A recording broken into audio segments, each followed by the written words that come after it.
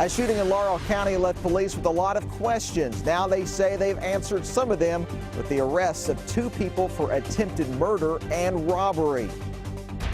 Rounds of rain will start to roll into the area during the overnight hours and into your Friday. A flood watch has been posted for most of Kentucky. We'll track those chances coming up.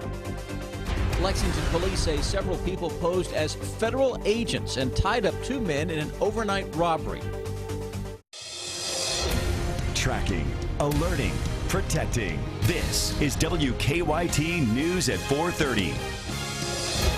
Good afternoon. Sam Dick and Amber Philpott reporting. We're learning some new details today about a shootout at a southern Kentucky home. Police say 2 people were shot, the homeowner and one of the intruders, from what we're now being told was a violent robbery on March 2nd on Hazel Patch Road in Laurel County. WKYT's Phil Pendleton has more on what he's learned about the crime and the 2 suspects from London. It's our top story at 4:30. We have learned that 2 people are now in jail, 2 people that police say went to the home north of London for the sole purpose of robbing the homeowner. Those 2 people, police tell us, are Caleb McKitty of Corbin and Eddie Eversole of Somerset.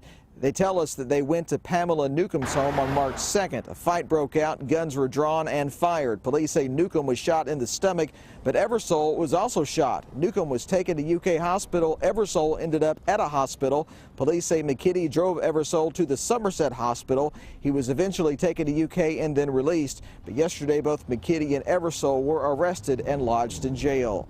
We believe by our investigation that these 2 subjects went to the residence armed with a weapon, entered the residence with a weapon. A gun battle or a gunfight actually took place right there in the living room. A suspect was shot, a homeowner was shot, and the 2 subjects fled the scene. Now, police also say they recovered the vehicle that they believe that McKitty drove to the robbery and then to the Somerset Hospital. More about that and more on the investigation coming up at 5:30. But for now, in Laurel County, Phil Pendleton, WKYT. Both McKitty and Eversole are charged with 1 count of attempted murder and 1 count of first-degree robbery. Well, the search may be over for several men who claimed to be federal agents and then broke into a Lexington home. It happened early this morning at the Shiloh Park Apartments. Once inside, police say the suspects tied up 2 victims. WKYT's Mark Barber has the latest on the investigation in his Crime Tracker report. Police say 3.5 hours after they started searching with canines and set up a perimeter around the Shiloh Park Apartments, they found the 2 burglars and brought them in for questioning. Investigators tell us that the 2 burglars identified themselves as federal agents with the Drug Enforcement Administration and then broke out a window, forcing their way inside the apartment. Officers say that the burglars then tied the hands of the 2 men who lived there with zip ties. Frightening, chaotic, pulls the rug out from under your security. That's what I think. Investigators tell us when they got here around 3 a.m., the burglars were escaping out of the window with a stolen shotgun and cash. A neighbor who called police tells us that she is relieved they've been caught, but she says she still worries about her safety. They interrupt our security. They make me afraid to live here. They make me want to pull out extra measures, lock my doors and my windows and neighborhood watch, and just it's scary because my son is he won't know what he's walking into if something like that happens. Police say one of the burglars who they are questioning at police headquarters was also wanted on an unrelated arrest warrant. In Lexington, Mark Barber, WKYT. Police believe think the robbery was drug related.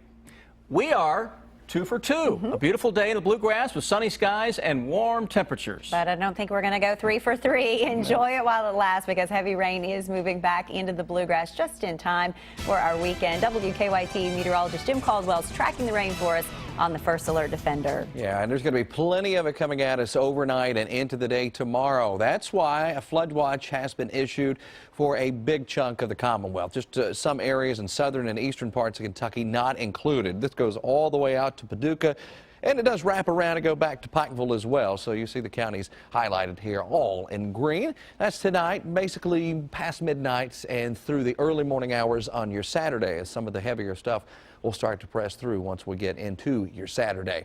Defender is calm right now. We're not tracking any showers at this point. The only thing that we've seen from this system so far would be some of the cloud cover that's already streaming in from the Gulf of Mexico. There you see our next big system sweeping in.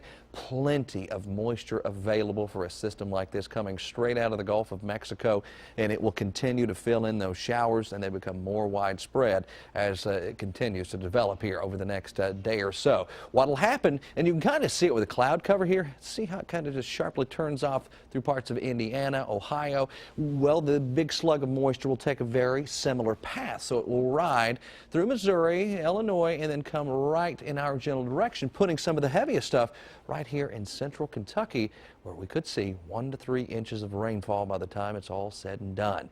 And I will track all of it coming up for you in just a few minutes. Jim, thank you. The Roman Catholic Diocese of Lexington has a new bishop. Pope Francis appointed Father John Stowe of Ohio to the post. The spot was left vacant when the Pope appointed Bishop Ronald Gaynor as Bishop of Harrisburg, Pennsylvania. WKYT's Hillary Thornton has more on the new bishop. Early this morning, around noontime in Rome, Pope Francis appointed Father John Stowe as the third bishop of the Roman Catholic Diocese of Lexington. The question was plain and simple. Do you accept Pope Francis's invitation to be the Bishop of Lexington? An invitation Bishop-elect Stowe says he is both humbled and filled with joy to accept, a decision that those at the announcement say they believe is not only positive for the Catholic Church, but the entire community. Very amazing to be here and to know that Pope Francis has brought a friar to be the next Bishop of Lexington is a testament to what Pope Francis has been saying all along. We need to be a church for the poor, a church for the weakened, a church for the ill, the disadvantaged members of our community. Father Stowe says his priorities are different from most appointed bishops in worship and service. Fluent in Spanish, he says he is also looking forward to working with the Hispanic population. To have someone who is also bilingual is a testament to the need of the church to evangelize. Pope Francis speaks frequently about the need to be open to an encounter with the other, an encounter with the poor, an encounter with Christ through them. The ordination and installation of Bishop-elect Stowe is planned for Tuesday, May 5th, and will likely take place at Christ the King. In Lexington, Hillary Thornton, WKYT. The Lexington Diocese is made up of 50 counties throughout central and eastern Kentucky. A Lexington woman wants her neighbor to get rid of a pet. Paulette Jones says her neighbor's rooster never stops crowing, and other neighbors agree. Jones has filed complaints with animal control and is now in the process of getting a criminal complaint against the owner of that rooster. The city says it's not illegal to have a rooster in the city, but it cannot violate the noise ordinance, which Jones says the rooster does every day. My window, bathroom, and kitchen all face the neighbor's backyard. I hear it all day, every day, and there's not much of a buffer. You would think that even when it's in its coop, that it would be, it would muzzle the noise some, but not at all. Tonight on WKYT News at 6, we will hear from the owner of the rooster. We'll hear from the rooster, too, as you can hear there. And we'll talk about what they're doing to try to settle down this situation in this Lexington neighborhood.